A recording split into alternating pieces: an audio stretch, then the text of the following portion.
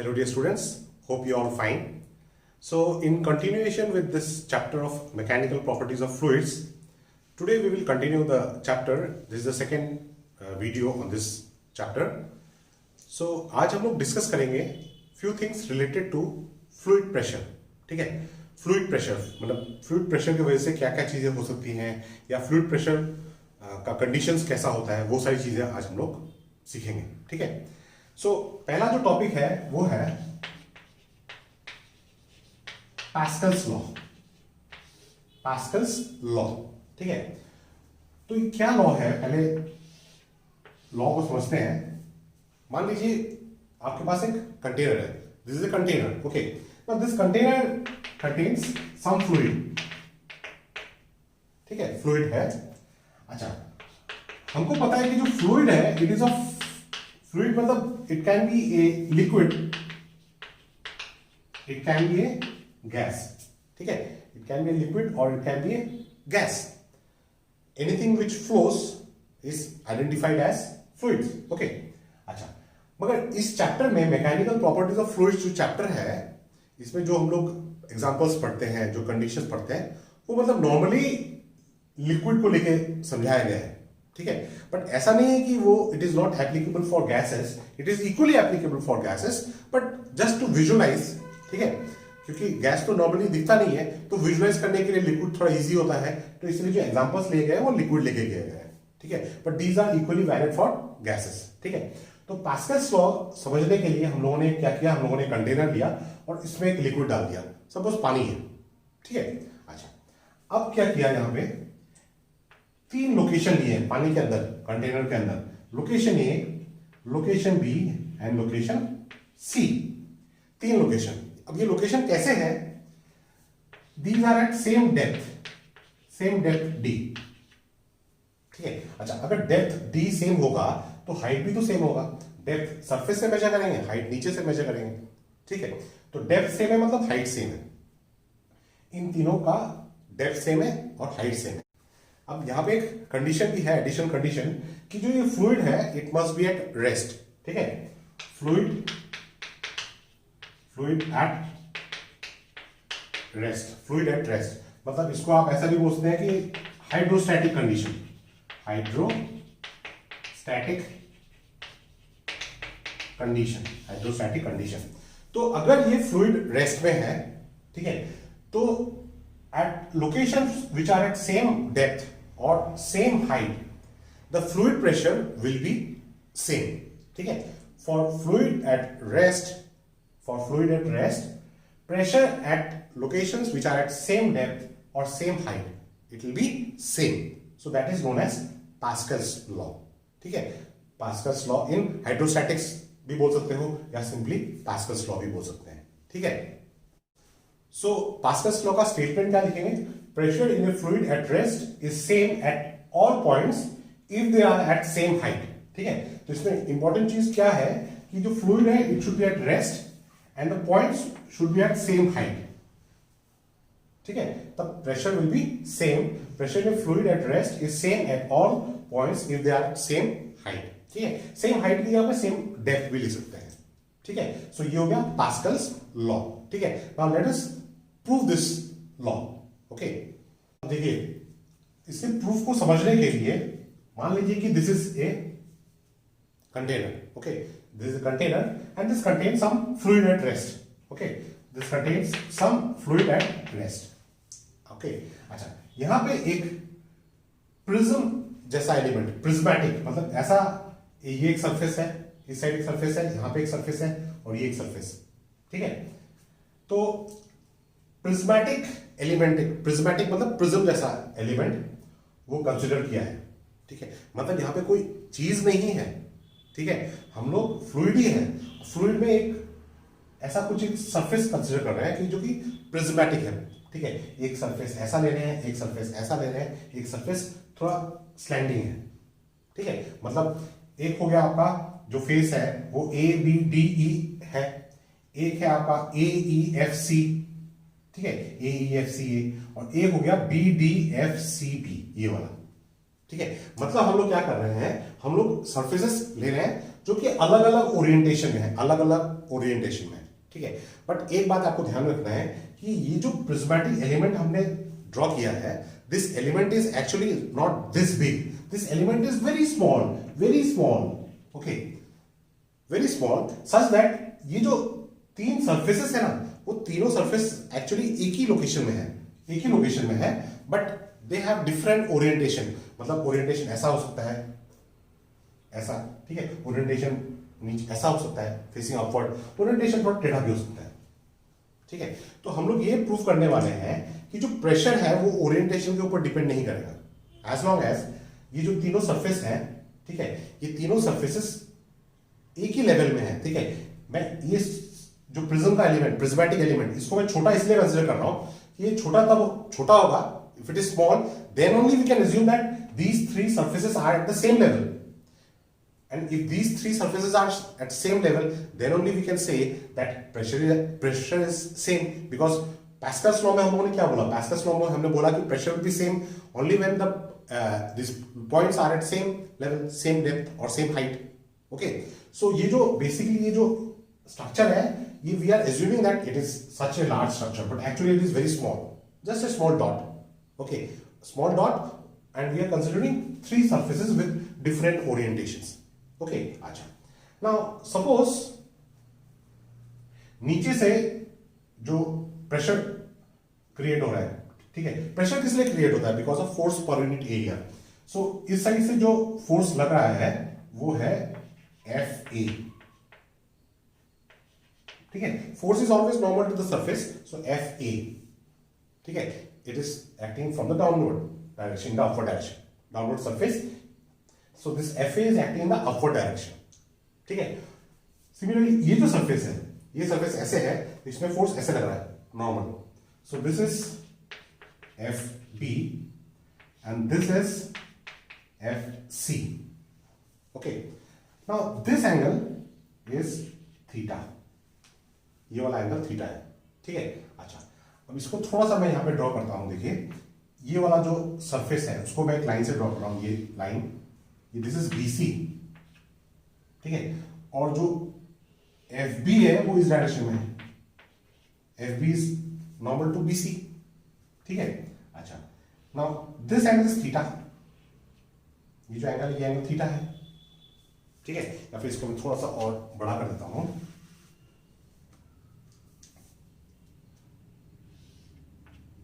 this is C, this angle is theta, okay। अच्छा, now यहां से मैंने एक नॉर्मल ड्रॉ किया, ठीक है। अच्छा, अब देखिए ये जो नॉर्मल है ये इस सरफेस पे नॉर्मल है, ठीक है, बट यहां से ड्रॉ किया मैंने, तो ये अगर थीटा है, ये 90 डिग्री है, तो ये एंगल कितना होगा, this angle will be 90 degree minus theta, 90 degree minus theta. और जो FB का डायरेक्शन है, this FB is also perpendicular to this, so that means ये जो पूरा एंगल है 90 डिग्री है, ये अगर 90 डिग्री माइनस थीटा है तो this angle should also be theta, correct. So FB is making an angle theta with this vertical line, so that means I can resolve this FB as, in this direction this is FB cos theta, and in this direction we have FB sin theta, okay। now so FB cos theta is acting, so FB, this force I have resolved as FB cos theta acting in the downward direction, FB sin theta acting in this direction. Now see, force FA, it is acting in the upward direction, and this force FC, it is acting towards right, FC is acting towards right। अच्छा, now see, this Pascal's law is valid for hydrostatic condition, so that means this fluid is at rest. Now if this fluid is at rest, that means we can apply condition for equilibrium. So at equilibrium,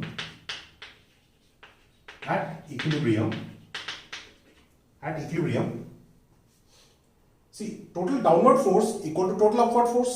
What is the downward force? FV cos theta. What is the upward force? FA. So FA is equal to FB cos theta. Okay, acha. Now force which is acting towards left, force acting towards left, it is Fb sin theta. So Fb sin theta, and force which is acting towards right, it is Fc. So these two forces must also be equal. Okay, these forces are equal. This force and this force, Fb cos theta, Fa, they are equal. So there is no motion in this direction. There is also no motion in this direction. This is at rest, fluid at rest, hydrostatic condition. So I can write Fc is equal to Fb sin theta. Fc is acting in this direction, Fb sin theta is acting in this direction. Okay. So this is equation 1, this is equation 2. Okay. Acha. Now if we consider this area as AA, capital A, subscript A. This area, this surface BDFC, this area as AB, this area is AB, and this BDEAB, this area as AC. That means FC is acting on area AC, FA is acting on area AA, FB is acting on area AB. Okay. So now if you use this triangle, if you see this triangle, so sin theta, it is equal to perpendicular by hypotenuse. Perpendicular means this side. So this side has area AC. So I can write sin theta is equal to AC by hypotenuse area. What is hypotenuse? Hypotenuse is AB. So sin theta is equal to AB by AC by AB. Okay. So AC is equal to AB sin theta. AC is equal to AB sin theta. Similarly, I can write cos theta. Cos theta is equal to base by hypotenuse. Base is AA.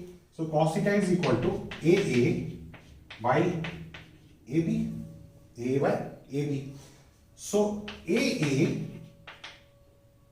is equal to AB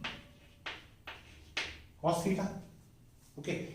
AA is equal to AB cos theta.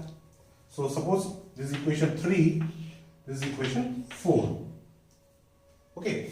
So if you divide 1 and 4, okay, dividing 1 divided by 4, what do you get? FA by AA is equal to FB by AB, because this cos theta and this cos theta gets cancelled. Similarly, if you divide 2 divided by 3, so what do you get?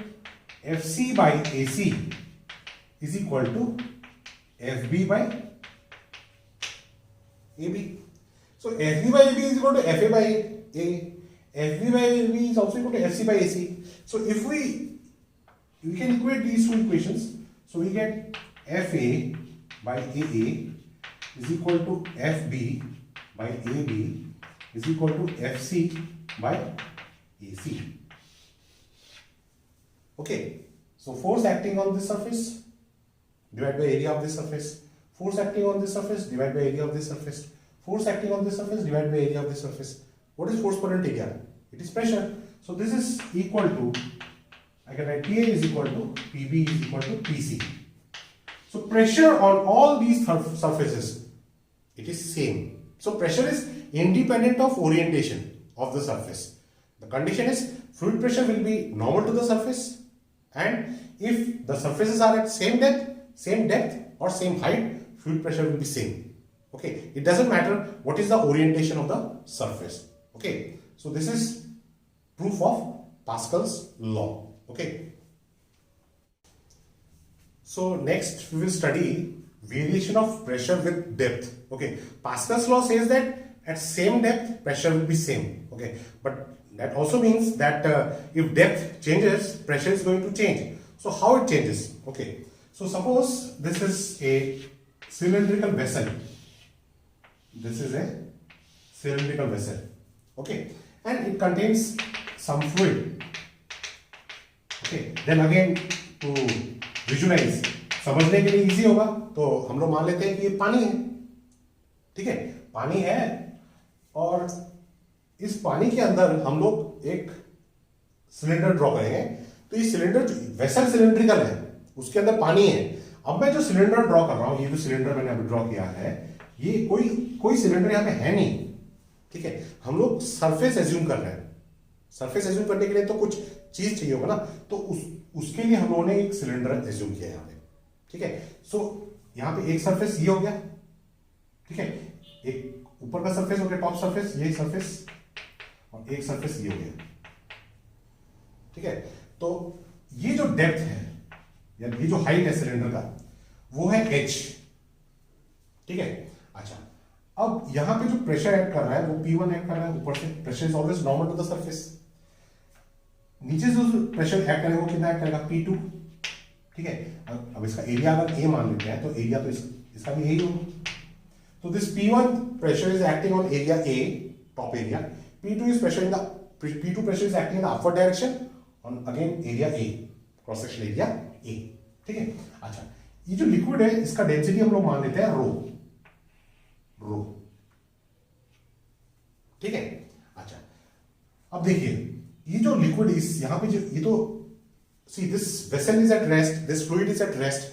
हम लोग जो भी पढ़ रहे हैं वो hydrostatics, ये chapter है मैकेनिकल प्रॉपर्टीज ऑफ फ्लूइड्स, उसमें अभी जो चीजें हम लोग पढ़ रहे हैं these are fluids at rest, okay. अच्छा, तो फ्लूइड अगर रेस्ट में है तो इसका मतलब total downward force equal to total upward force. दो फोर्स तो हमको नजर आ रहा है, प्रेशर की वजह से फोर्स होने वाला है, तो इस प्रेशर की वजह से एक फोर्स होगा, इस प्रेशर की वजह से भी एक फोर्स होगा।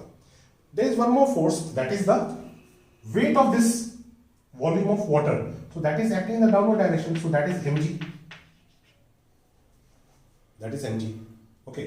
Now this is at rest under hydrostatic condition hydrostatic condition मतलब क्या है, फ्लूइड जो है ये फ्लूइड रेस्ट में है, ठीक है, ये फ्लूइड रेस्ट में है।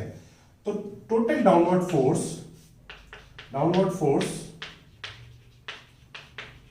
is equal to upward force, ठीक है। तो डाउनवर्ड फोर्स क्या है, एक है force due to pressure P1, force due to this pressure, plus एक है जो वेट mg नीचे ऐड कर रहा है, और ऊपर क्या ऐड कर रहा है, ऊपर की तरफ force due to this pressure, so that is force due to pressure P2, okay. अच्छा, देखिए प्रेशर होता है फोर्स पर यूनिट एरिया, प्रेशर होता है फोर्स पर यूनिट एरिया, तो इसका मतलब फोर्स क्या होगा, pressure into area. So FP1 pressure P1 acting on area A, मतलब ये हो गया P1 into A plus mg is equal to P2 into A, ठीक है। अच्छा, अब ये mg क्या है, m क्या है, m जो है mass is volume into density. Volume cylinder का कितना होगा, हाइट h है, एरिया A है, तो AH इसका वॉल्यूम हो गया इनटू डेंसिटी रो, ठीक है। So we have P1A plus m को रिप्लेस कर सकते हैं AH row m into G, so AH row G, row is the density of this fluid, it is equal to P2A, ठीक है। तो जो एरिया टर्म है ये तो दोनों साइड आ रहा है, तो इसको कैंसिल कर दिया, ठीक है। तो इसको सिंप्लीफाई किया तो क्या आया, P2 minus P1 is equal to H rho G। सो जो प्रेशर डिफरेंस होगा, प्रेशर कहां पे जा रहा होगा, यहां पे जाता होगा, P2 minus P1 is equal to H rho G, और प्रेशर डिफरेंस कितना है, it is equal to H rho G, ठीक है। So this is the expression for, this is how pressure varies with depth, okay. So now we have the expression for pressure difference, ठीक है। जो P2 minus P1 है, this is the pressure difference. P2 minus P1, this is the pressure difference. Pressure difference between two surfaces which are at vertical distance, separation कितना है h। तो ये जो P2 minus P1, that is the pressure difference, ये किसके ऊपर depend कर रहा है, it depends on h, vertical height कितना है, it depends on density of the fluid, ठीक है। it also depends on acceleration due to gravity, ठीक है। अच्छा, और एक चीज यहां पे है कि अगर ये जो टॉप सरफेस है, ये टॉप सरफेस हमने जो फ्लूइड के अंदर लिया था, if it is expose to atmosphere, तो ये यहां पे तो ये एटमॉस्फेरिक प्रेशर हो जाएगा पी नॉट, ठीक है। तो उस केस में P1 इज इक्वल टू हो गया पी नॉट, ठीक है। पी नॉट हो गया आपका एटमॉस्फेरिक प्रेशर, एटमॉस्फेरिक प्रेशर, ठीक है। तो उस केस में P2 is equal to P naught plus h rho g हो, ठीक है। तो अगर मतलब इसका मतलब ये है कि जैसे कि मान लीजिए कि आपके पास एक कंटेनर है और ये फ्लूइड है, ठीक है, and this is at, suppose आप डेप्थ h में है, from the surface at depth h, तो एटमॉस्फेरिक प्रेशर तो P नॉट है, तो यहां पे जो प्रेशर होगा एट डेप्थ h वो P, ये पूरी जगह पे फ्लूइड है, ठीक है, फ्लूइड पूरे वेसल में है और आप सरफेस से h डेप्थ में है, तो यहां पे जो प्रेशर होगा वो प्रेशर होगा P is equal to P naught plus h rho g, ठीक है। तो मतलब प्रेशर जो है वो एटमॉस्फेरिक प्रेशर के ऊपर भी डिपेंड करेगा, प्लस ये जो फैक्टर्स है H, रो एंड G, ठीक है। अच्छा, next topic is hydrostatic paradox. Okay, अभी हाइड्रोस्टैटिक पैराडॉक्स क्या है कि मान लीजिए आपके पास एक वेसल है, ठीक है, तो यहां पे क्रॉस सेक्शन कुछ ऐसा है, यहां पे क्रॉस सेक्शन ऐसा है, यहां पे क्रॉस सेक्शन ऐसा है, and it contains a liquid.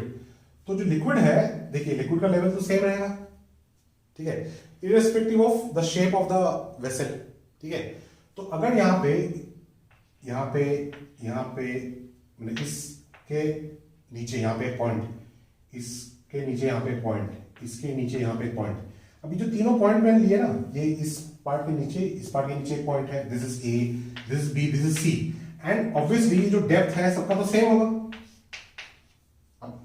इसके ऊपर लिक्विड अलग है, इसके ऊपर लिक्विड लग रहा है कि हमको पास कम है, इसके ऊपर ज्यादा लिक्विड है, इसके ऊपर भी थोड़ा अलग वॉल्यूम ऑफ लिक्विड है, ठीक है।